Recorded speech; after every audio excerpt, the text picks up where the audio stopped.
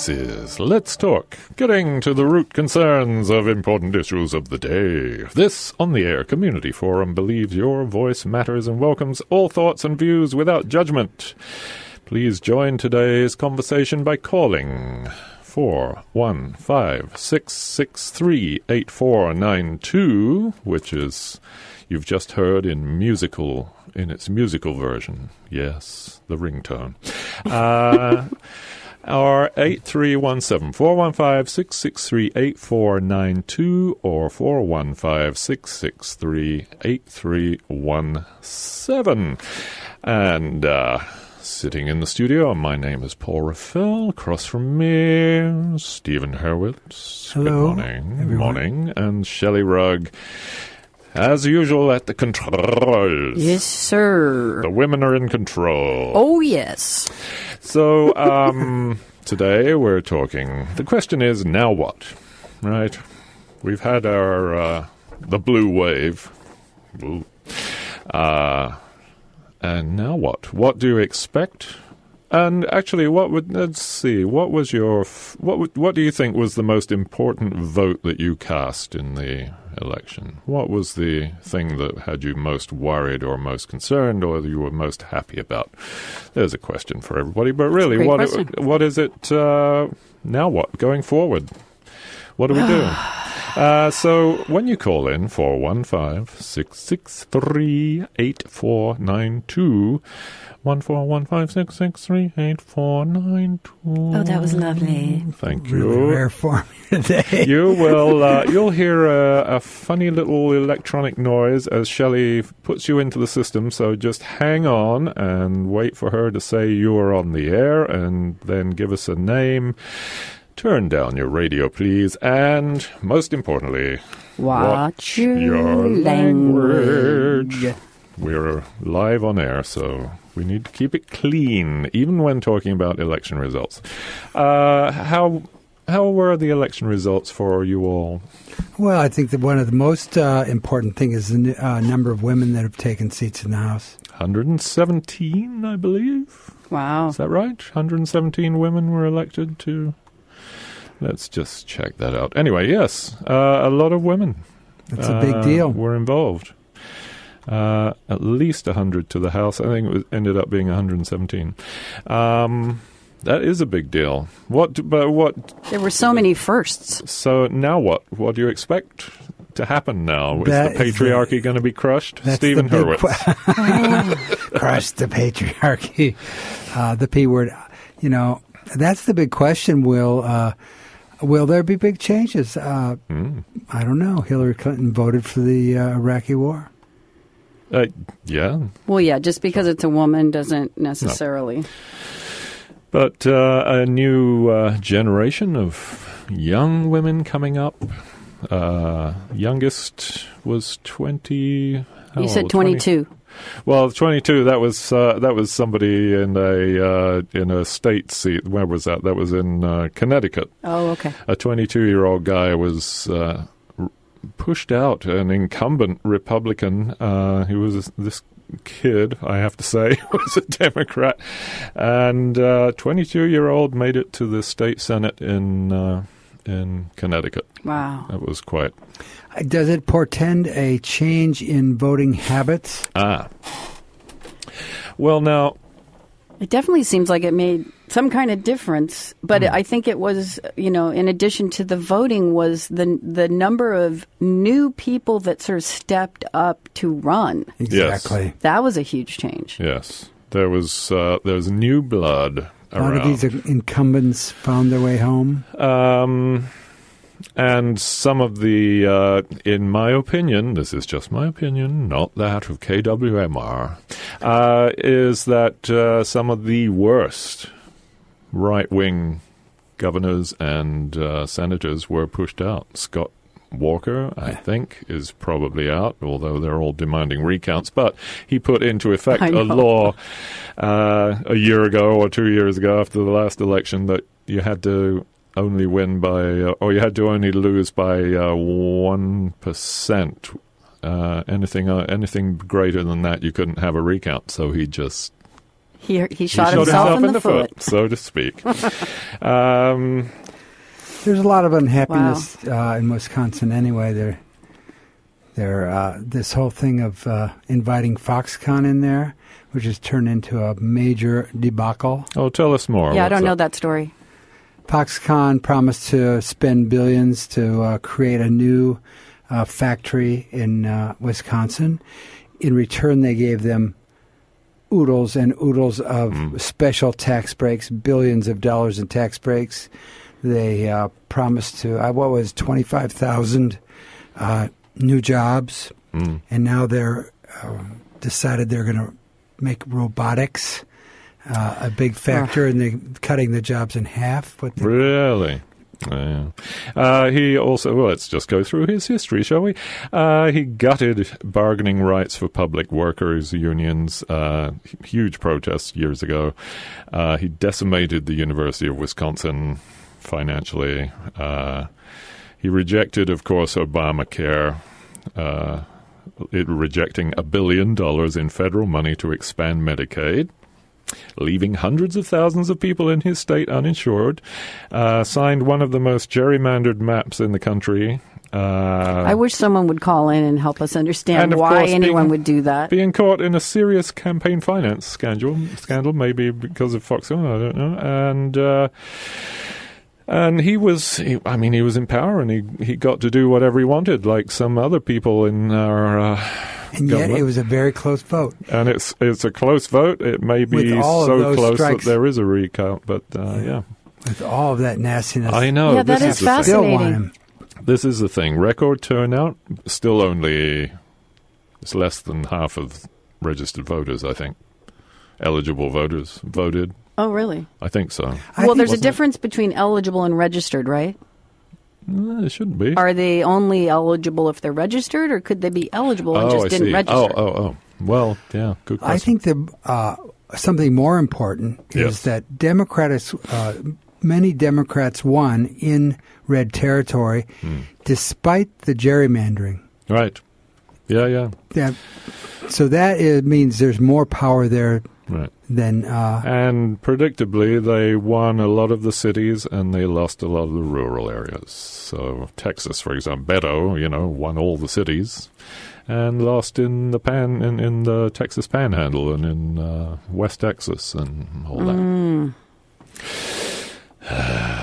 So we have Ted Cruz to enjoy for another 2 years. Oh, my goodness. Wasn't his father involved in the Kennedy assassination? Yes, that's what I heard. I thought our president said that, didn't he? He must know. He must know something. Dean Heller in Nevada, Republican. He was kind of a toady for... he's gone. Anyway, there's a whole list of some of the most right-wing Pete Sessions in Texas. It may have been, they're saying that Beto O'Rourke running maybe changed the race against Pete Sessions because, they were getting tired of that kind of thing. But Ted Cruz was just too well-liked in West Texas, especially. Well, he's certainly well-known. So, what do you think? Virginia was a bloodbath for House Republicans. There you go. Do you think that Trump's campaigning, which went beyond the pale, do you think that affected the voting patterns? Had he gone too far and some Republicans just said that's enough? Or do you think he actually was a big help? Well, who was it? Oh, last night on, what's her name, Rachel Maddow. She was going down the list of candidates that he stumped for. He went out and said, I'm backing this guy, this woman. This is great. And she had a whole list of them, the ones that Trump was supporting. Didn't help. Oh, okay. He was saying the opposite. He had a list in his press conference. He said, so-and-so defeated, didn't include me. He went through, didn't... oh, yeah. All the people who lost. Did not back him up, yes. Well, that serves them right, doesn't it? Chris Kobach's gone. That's great. I think that he must be on the run. I'd be very, very panicked man, given the fact that the House has the ability to call investigations. Well, do you think numerous investigations? Yeah, is that wise right now to do that? What do you think? How is it going to look if the House is embroiled in trying to catch him out or his administration for the next 2 years? What will that do to the voting in 2020? Well, aren't we supposed to? I mean, there was promises of bipartisanship. Oh my! I mean, Trump has already announced that whatever goes wrong, he's going to blame on the Democrats. He said that out loud in public on tape. Who would expect anything else? So you heard about he let Sessions go. Yeah. Yeah. This bipartisanship, and he appointed a man who already had a plan on how to end the Mueller investigation. Yeah. And now Chris Christie is being considered to replace Jeff Sessions. I think that's an excellent choice. Oh. I'm telling you. Please call in and share your perspective on all of this. We're living in an Onion article. 415-663-8492. Yes, I always think it's like I'm in a science fiction novel. Well, I hope Andy Borowitz. I want to live in his novel instead. The New York Times. So yes, what were your favorite results or worst results? Or what were issues that you were worried about? How about locally? Well, I know there was a mess with Prop 10, is my understanding. 10. Prop 10 is the one that was going to try to move towards rent control. Oh, right. But I guess the language was so confusing that, or the propaganda was so confusing that a lot of people voted against it because I don't think they understood that it was actually going to help them. Oh, really? Yeah, so I think it didn't pass. The text repeals a state law that currently restricts the scope of rent control policies that cities and other local jurisdictions may impose. So they did not want to repeal that law that restricts the scope of cities and jurisdictions to impose rent control. That's interesting. Yeah, well, we do have a caller. Caller, you are on the air. What's your name? Good morning, Shelley. It's MK. Hey there, MK. I have been watching bits and pieces of that news conference that was... where Trump was rude to by whatever his name is, the public servant that forgot he was a public servant.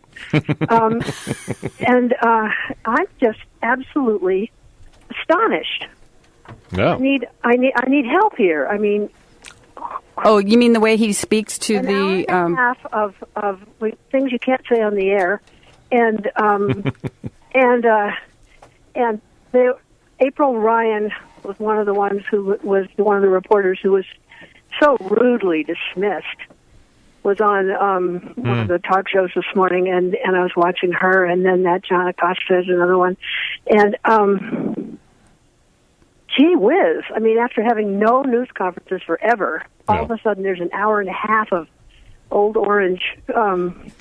Rosacea face, whatever he is. I didn't see that. Fill me in a little bit. Well, he would call on people, and then they would ask a question about something that was meaningful and important. Talk about, which is almost everything except how great he is. And he would he told Jim Acosta that he was a terrible person in those words, and that CNN should be ashamed of employing him. Mm-hmm.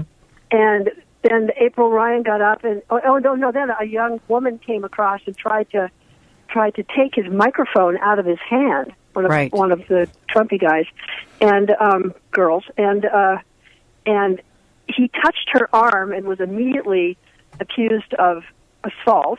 Oh, and I mean, it's just out of this world. Yeah, she tried to actually take the microphone out of his hand, and he held on to it. Well, yeah, and he put his hand up to fend her off, and we saw it from 27 different angles, like a replay on a football game. And there's no question about the fact that he didn't do anything to her. I mean, he didn't want to give up trying to do his job. Right. And the point was that I think ultimately that the reporters are not supposed to be the story. Right, that's a good point. Individuals are not. They're doing their job. They're trying to sort out this mess and try to figure out what the heck is going on. And but they are becoming the story.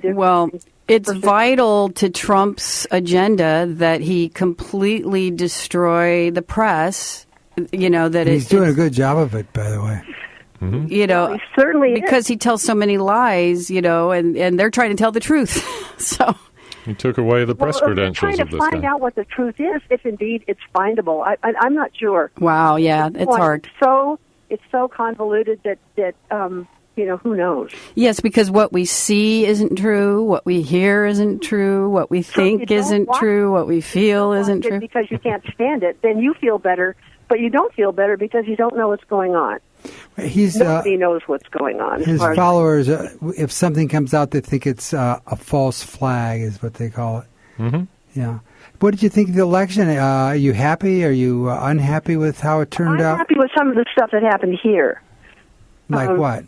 Washington is a Democratic state, pretty much, and we had a couple of people running who won very close races, but the good guys won as far as I was concerned. And it's not a major. Marianne Cantwell's going back to the Senate, and that's good. And it's not a big deal here. I thought it's sad about Beto. I think he's wonderful. I think that he has a great future if somebody doesn't do anything awful to him. And you just have this feeling. You see these bright young people coming along, and hoping that there'll be a thing, and then you see a bullet hole in their head. It's a very scary time. It's a frightening time, and but it's sort of hopeful too. I mean, I think the silver lining of this whole thing is these people stepping up. Yeah. Tell me, did the kids end up, the high school kids? They were talking about having these, walking out of class to go and vote. Did that actually happen? I don't know about. It didn't make any local. I haven't watched local news, so. Right. There was a university somewhere. I think it was in Georgia, maybe, or it was in the South somewhere, that they closed down the voting precinct, the voting place at that university, and all the students walked 2 miles to the nearest one. Awesome. So, all right. Yeah. In a mainly black university, of course. Wow. Yeah. Well, yeah. I mean, and there are lots of positive things, but when you're dealing with, then there's another thing this morning about Jeff Sessions getting dismissed or fired or whatever he was. Fired, I think, is the right word. That even though that happened, that puts Mueller in a position to be subpoenaed by the House of Representatives and can tell everything that he knows. Oh. I'm not sure that's absolute truth, but that's was my understanding of this little story that I heard. Oh, interesting.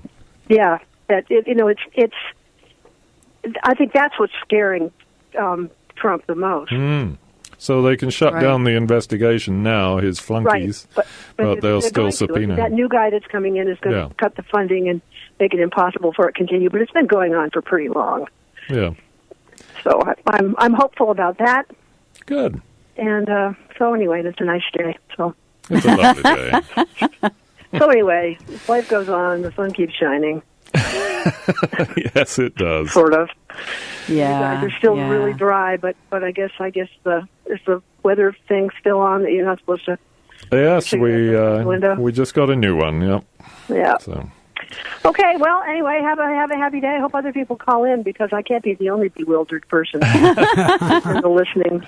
So I'm Thank you. Miles away. Thanks, MK. Bye. Appreciate it. Cheers. Bye-bye.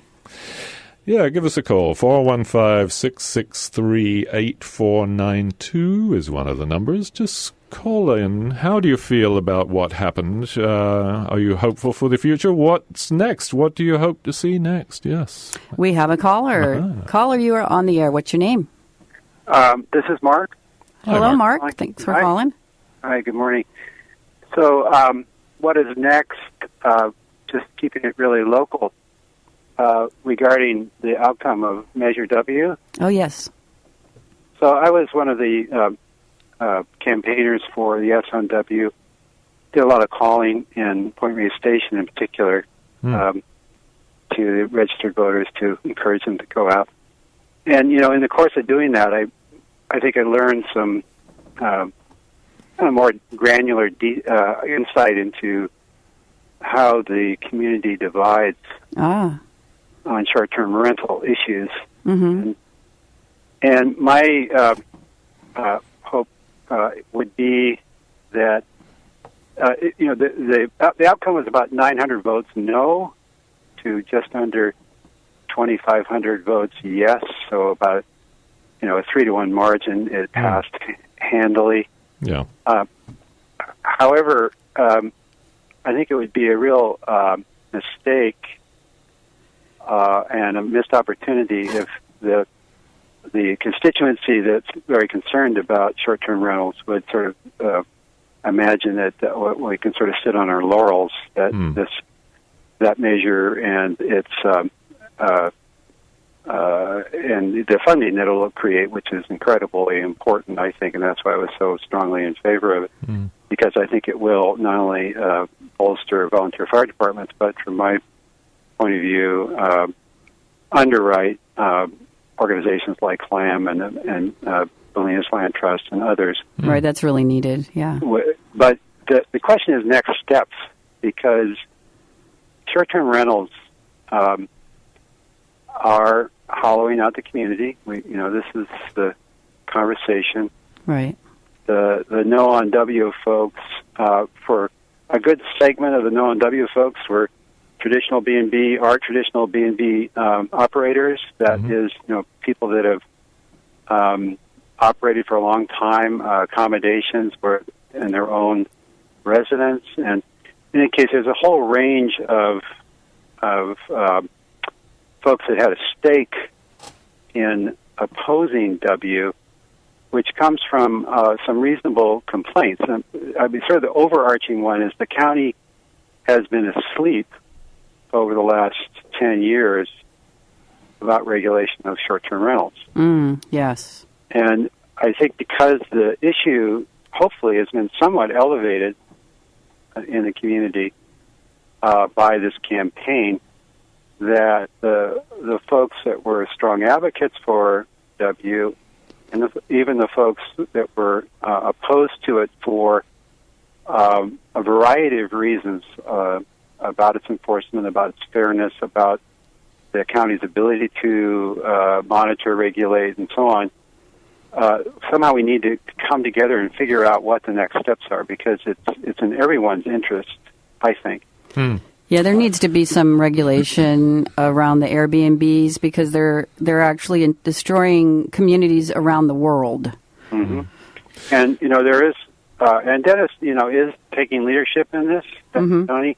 And the unfortunate thing is that I think Dennis has somewhat been demonized about his putting forth Measure W, which is really a mistake, because I think he is our best prospect. He's the community's best prospect on taking some leadership on regulation, effective regulation of short-term rentals. And the county is, in fact, already taking additional steps, which are not well understood or in the broader community, ranging from contracting with a agency that specializes in monitoring and identifying short-term rentals that are not in compliance with county regulations, or let alone the TOT tax payments. And I think that there also there is some good precedence in the other coastal communities in California for how to approach a more effective regime. Santa Cruz, the City Council of Santa Cruz took a step where they went into an in-depth study of the stock of short-term rentals, and there was, I think the number was something like 300 that were actually in compliance and identified and known, and the estimate there was about another 300 that were not. Sort of under the wire. Yeah, and there's reasons for that. I mean, people start to rent out their rooms, and maybe not even aware that they're supposed to be, paying TOT tax or whatever. But the city decided on some ordinance that they put forth to come up with a limited maximum numbers of short-term rentals, and that ran afoul of the Coastal Commission staff, because the Coastal Commission staff, has an interest in providing access to the coast. And, boy. And the city appealed it to the commission, and the commission agreed that they can, in fact, come up with a limit on the number. Oh.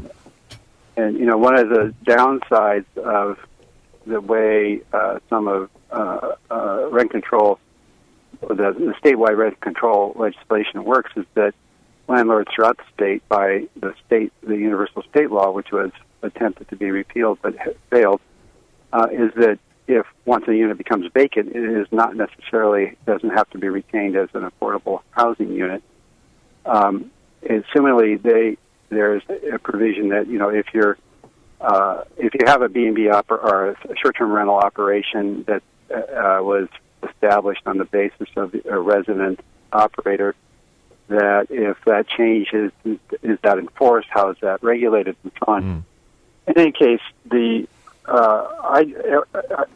I'm getting too much into the weeds, but I really encourage people to not imagine that the 900 people that opposed it, and some of which did, I think, in a kind of vitriolic way, unfortunately, I think there's a big chunk of those folks that are a natural constituency to work with other members in the community that have a direct interest in affordable housing as a coalition. So that's my input. Yeah, well, that's so you're feeling pretty good about W.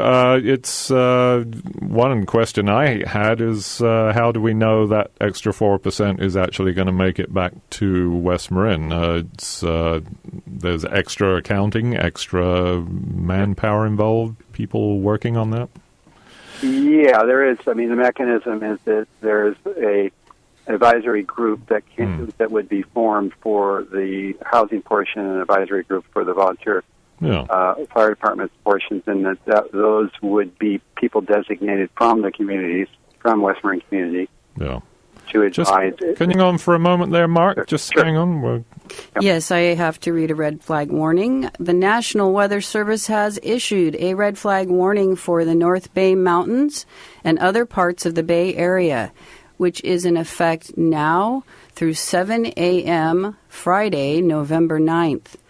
A red flag warning means that critical fire weather conditions are expected during this time frame, with a combination of strong northeast winds with gusts to 60 miles per hour and low relative humidity.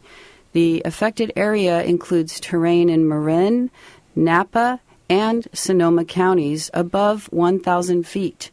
The concerns of this weather system are that fires that develop will likely spread rapidly.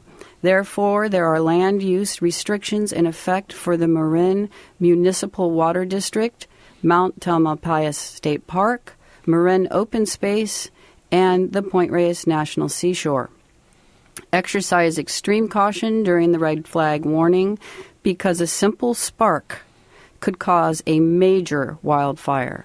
The spark can come from the use of equipment and machinery, as well as from smoking. The Marin County Fire Information Hotline number is 415-473-7191. And a supporter of community radio, St. Columba's Episcopal Church and Retreat House offers contemplative Christian services and workshops, as well as retreat facilities and community gathering spaces in the heart of Inverness. Information about services, events, and reservations at 415-669-1039 or stcolumbus.inverness.org. That's ST Columbus with an A, Inverness.org. KWMR is supported by our listener members and by To Celebrate Life Breast Cancer Foundation, raising funds to help women and men living with breast cancer. Through its Bay Area Breast Cancer Grants program, the foundation supports nonprofits that provide direct and emergency services and believes that no one should face breast cancer alone.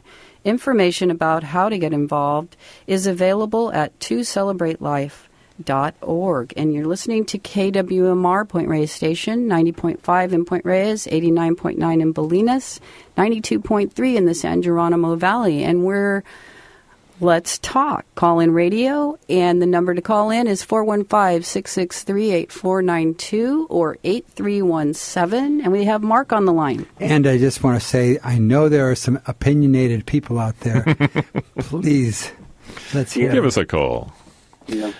Anyway, yeah, so Paul, to your point, how will it be administered and will that be effective? I mean, I think, we'll have to wait and see, but the idea that there could be an assured and steady income stream for both the volunteer fire departments. I mean, literally in the volunteer fire department area, besides Point Reyes Station and Inverness, which the Inverness Volunteer Fire Department has fairly well funded through grant fundings and other sources. But literally, Tamales, Muir Beach, Stinson, they have to run, pancake breakfasts to just get new equipment. So it's going to make a huge difference for that set of folks, and that will include the fire, some representative from Marin County Fire. So it's not like it's going to be a entirely independent, not no bureaucratic process. Sure. But the funding is significant, and because it's established, it's going to make a huge difference. So the part of the argument, especially by long-term, the people who've been running B&Bs, traditional B&Bs, is that the extra 4% will deter visitors from coming here and staying here. So are we worried about that? Well, I think it's there's nothing wrong with that point of view, and we'll see, studies by the Marin Visitors Bureau or the Marin Economic Forum don't agree with that. The other issue is, will this affect the market of short-term rentals? It probably will. It's possible that the least economic short-term rental may their occupancy may go down slightly enough that it might turn back to a long-term rental. So I think it will. Regulation does affect the market, and the question is, how well regulated has the market of short-term rentals been? Mm-hmm. I would say it's been completely unregulated in Marin County. Mm-hmm. And that it's long past due for some regulation. Yeah, especially with the onset of the Airbnbs and VRBOs and things like that. It's a whole new ballgame now. It's not you're not living in the owner's house and coming down to breakfast with them or having your breakfast delivered to your room anymore. It's just empty houses except at weekends. Well, and except, there are B&B owners that have had for a long time done those exact services. Yeah. Right. And they have a legitimate complaint that their market is being eroded because they have that added cost.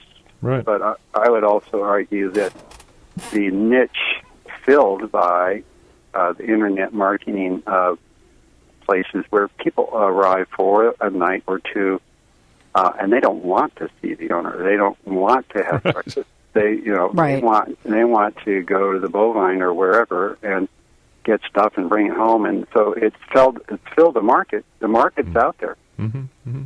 Yeah, but it does need some kind of regulation, for entire communities to be wiped out. That doesn't feel right. Yeah. But going back to my overarching point, it's just simply we're a small community. There was only 3,400 votes on this. Yeah. And the fact that it was 3-1, was overwhelming support for this measure.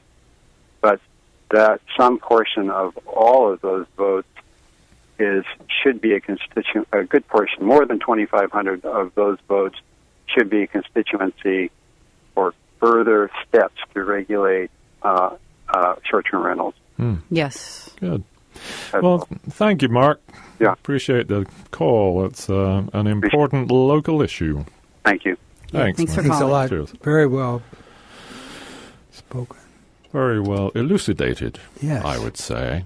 Measure what he's talking W. about. Measure W, 73.54%. Yes, was the answer there. Yeah. Measure X, public utility district. Not I sure didn't what have that an was about. X on mine. 227. No, because you're not in Bolinas. So. Oh, there you go. Stinson Beach, that went through. Measure V, Southern Marin, Sleepy Hollow. Yes, we have all the results here. Anyway, and what about the local races? And Dianne Feinstein is still our senator. Good, bad? Whatever. Yeah, give us a call. Let us know what you think about the election results. 415-663-8492. Gavin Newsom is going to be governor. I'm seeing an article here in the New York Times. It says 2 states sent the first Native Into the American mic, women. Stephen. Oops. Okay. God. Do I have to use a microphone? Yeah. It is radio, after all. 2 states sent the first Native American women to Congress. Yes. Another elected a Native American lieutenant governor. Yes, that's right. Fantastic. Yeah. There were so many firsts in this election. many It's a firsts. very historic election, I think. Maybe it's not a first, but there was a brothel owner in in Nevada who died in October and was still elected to the state legislature. Anything but a Democrat, I guess. Yeah, I think that might be positive. Wow. And defeated GOP judge who lost his judgeship. Where was he? In Houston. Just let people go. Just let people off in his courtroom, juvenile courtroom. So juvenile offenders, he said, just get out of here. That's what the Democrats want anyway. They want more people on the street. Are you going to kill anyone? Oh, and if they great. said no, he said, okay, get out of here. Wow. Fair enough. Fair enough. What a way to leave your post. It's a wonderful thing. Many firsts. And we are heartened by the new people who have stepped up, the young people who are stepping up, especially the young women. And Secretary of State Alex Padilla, any opinions? Eleni Kounalakis is Lieutenant Governor. Controller Betty Yee, Treasurer Fiona Mar. Javier Becerra is our Attorney General. Yeah, Ricardo Lara, Insurance Commissioner, etc., etc. Jared Huffman, of course, is our representative still. What happened to Mark Levine? 80, almost 82%. Mark Levine is in, 75% for him, member of the State Assembly. And Mike McGuire voted in by almost 71%. So, yeah. What else is you point out, important? though, What's going to happen next? That's the thing. Did more people vote than in past elections? Because I know you had stats on the people who could have voted but didn't. But did we still have more voters? Well, so here's CBS News. Record voter turnout in 2018 midterms. An estimated 113 million people participated in the elections, making this the first midterm in history to exceed over 100 million votes. Okay, another first. But still, 49% of eligible voters participating. Yeah, so what's next is that we just have to keep this momentum going, keep supporting people who, whose agendas we really strongly believe in, getting involved at some level, whatever level that you can manage, but some kind of level of involvement. How about third parties? Are they still spoilers? What do you mean? I'm sorry. Now, A third instead of just Democrat and Republican. Another party platform. Yeah, there are just enough votes that could tip the balance one way or another. Well, that's interesting. Assuming they'll all vote for the same person, which is not a fair assumption. On the way in, I was listening to another radio station. I was also, I must say, I was switching between KWMR and KQED because, that's what I do on the way in.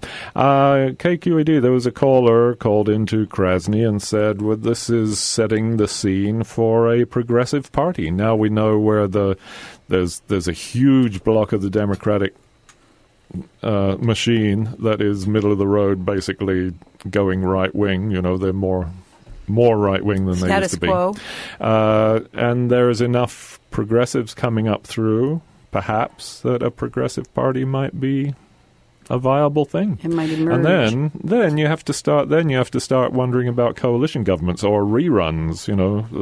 You have a vote between parties, and then the top two have a rerun election, like other countries. Anyway, yes, other countries have coalitions and reruns. Yeah. I know. I don't want to be like other countries. Yeah, well, we're this not. This is America. Save the electoral college. We know how to do it. Democrats gained hundreds of legislative seats and secured the majority of state attorneys general. There. Now. That's very important. Very important, because that's, you get into the judiciary and, boy, is that powerful. That is what you want to get. And the other party, Republicans, have known that for many years, and they've been loading those federal benches for every chance they can. Are, and they prevented Obama from filling those seats. They were very effective in keeping those seats empty during the Obama presidency. And yet, with this presidency, we can't do it fast enough, right? And I noticed that on our local ballots, there were judgeships that were incumbent judges. Should he or she be reelected to the seat? And I noticed that it was just a straight incumbent yes. Really? Which is interesting because even though they're not supposed to be have any party affiliation, you do a little checking. You find out who nominated them. They're Republicans. Some of them are Republicans. So speaking for myself, and this is not the policy of the station, my own opinion, I voted against the Republican judges. Yeah. I should have done more research and found out what their actual decisions were, but I figured this election, I'm just voting out Republicans. This is one of the frustrations with voting. It's not always easy to find out the pertinent information that will help you understand how to vote. Yeah, I was going to point out when you read the list of state offices, you name names that are not well known, and I had to say to myself, who are they? Very important, and yet I haven't done my homework. There you go. But you voted. I did. Did you vote the entire ballot, or did you? Yes, I did, and in some cases you have to rely on others for people that you trust in terms of what they're expressing. Yeah. Mm-hmm. First openly gay governor in Colorado, Jared Polis. Yeah, please call in KWMR 415-663-8492. Let us know what you think of the election. Didn't we have a transvestite on the ballot? Transgender, yes. Transgender. Somewhere. Where was that? I did see that. Call in if you anybody if you know anything about that. Call the transgender candidate hotline. 415-663-8492. I'd have to say there are more gays in the Congress than is indicated because. Oh well, yeah. Openly gay is the openly operative gay word. But all those family values guys who got caught in bathrooms. Yeah, I know. With children, unfortunately. Yeah, well. 2 Muslim women elected to Congress. One would have been a first. There are 2. Fabulous. Yeah, it's quite beautiful, it's young quite stunning. Oh, we Muslim women in a Congress. Caller, you are on the air. What's your name?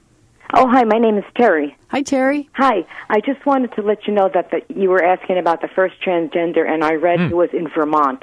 Vermont. Okay. And how did Didn't win. Did not win. Well. Yeah, the Republican incumbent won. Wow, okay. Yeah, that isn't surprising, really. of course not. Well, Not in well. Vermont, maybe. Yeah. Yeah.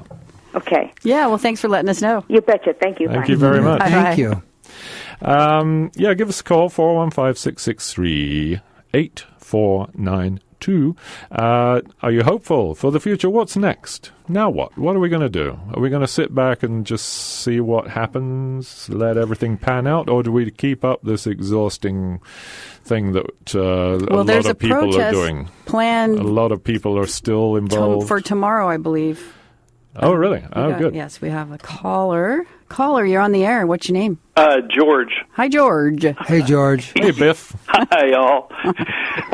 A pretty amazing results. Roz and I had some interesting things that we found because we were trying to find information. And she found a website called the League of Pissed Off Voters.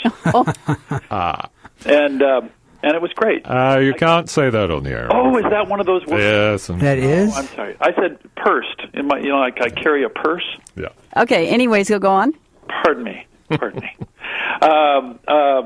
We forgot to remind you. It's okay. Yeah, no, that's I should know better.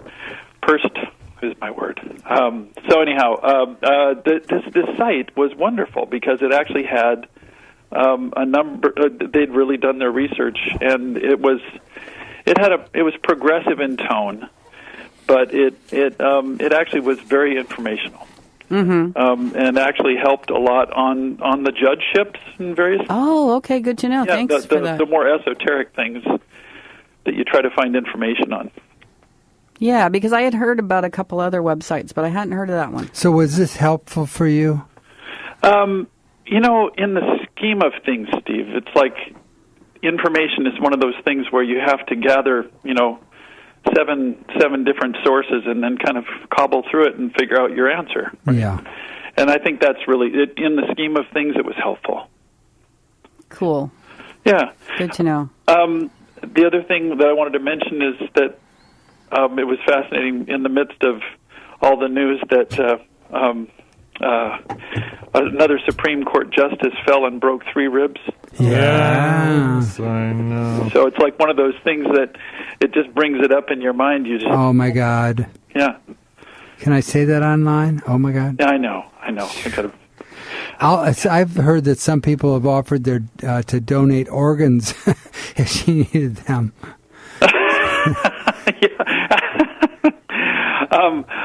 One last little point was fascinating. I don't know if you guys covered it earlier, but the white woman voter. Oh, yeah. And it was fascinating to see how such a huge preponderance of white women were unaffected by the sea change in the Me Too and the movement that we have, that we're in the midst of, and largely voted for, in a very traditional conservative way as a voting bloc. Well, living where we do, it's easy to forget that what the traditional values are, but it's very strong. Yeah, and that was something that was amazing for me to hear and realize that how powerful that voting bloc is and traditionally has been throughout the ages. And having the ability to rationalize. Locker room talk comes to my mind as a huge rationalization. Mm. Boys will be boys. Oh, this is just locker room talk. Well, I got a message in my inbox today. Urgent, rapid response, national protest tomorrow. Ah. Petaluma on... Actually, this message came in yesterday to me, so it's for tonight. Thursday, November 8th, is a protest at 5 p.m. at the intersection of Washington Street and Petaluma Boulevard. Okay. And also in San Rafael at Court Plaza. off of 4th Street between A Street and Luton's Place. So this is part of a national protest regarding Trump's firing of Sessions. Oh. And the Mueller investigation. Oh. So if anyone wants to get involved and keep this, momentum rolling, those are 2 places to show up today at 5. Well. 5 today. Yep, 5 p.m. Okay. I'm going to go camp myself out on the corner of Petaluma Boulevard North, and where was it? It's right at Washington and Petaluma. Next to the Thai restaurant, there's a statue of 2 men arm wrestling. Yes. Yes, I know them. So that's the spot. They're always out there. Those guys are always doing that. All right. Thank you all. Thanks for calling. Thank you, Appreciate Beth, it. calling in. You had me a little scared there when you were talking about 2 men and then you didn't say arm wrestling. There was like a little hesitation. Oh, yes. The famous, it used to be the arm wrestling capital of the world or something, didn't it, Petaluma? I mean, they had a contest. They had a contest every year. And, as I remember, one of the Dolcini boys was always the champion.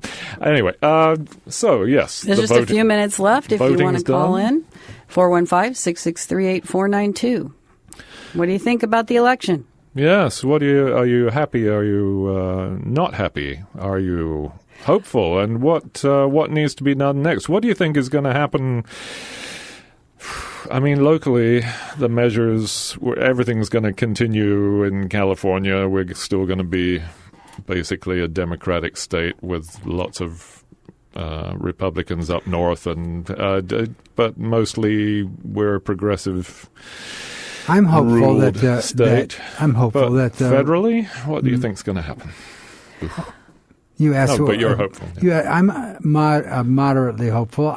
I want to see whether the movement of women into Congress. I want to see if that's going to make a difference. And what kind of difference? Yeah.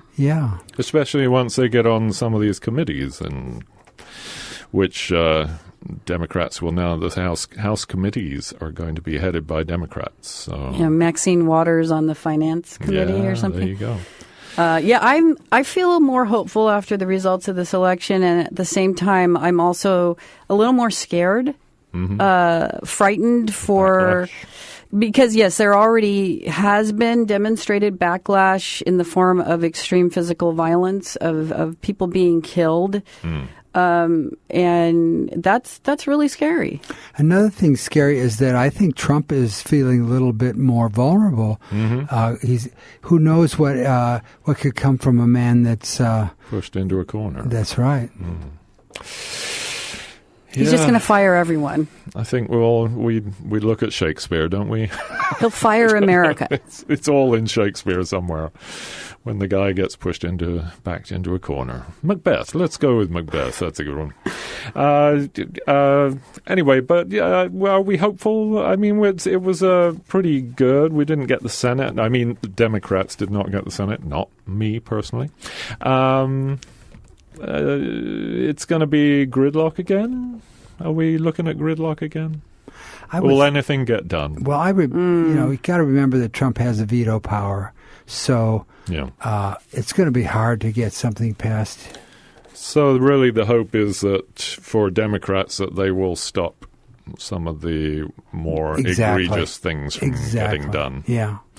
Which is not a great, it's not the ultimate outcome. In 2 years' time, it's not maybe the greatest resume for a political party. We didn't get anything done, but we stopped a lot of stuff.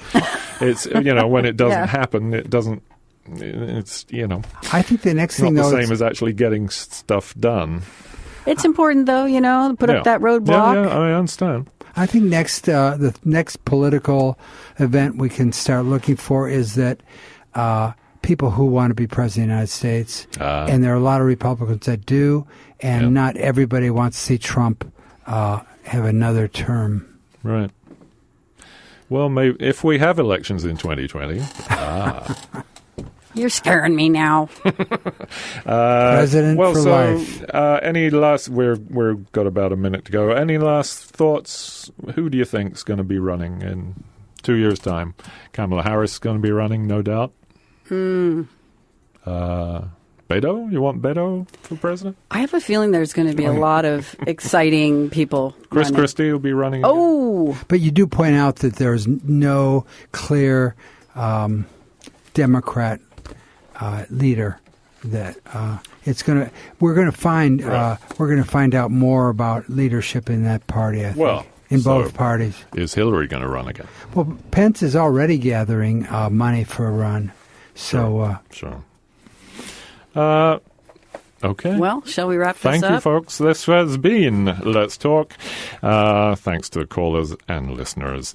KWMR does not take a stand on any of the issues discussed on Let's Talk. Opinions and swear words expressed on this program are those of the hosts and callers and don't necessarily reflect the views of KWMR, its board of directors, underwriters, or members. We'll be back next Thursday. Have fun, everybody. See you then. Make plans for the next 2 years. I should say, hear you then. Bye for now.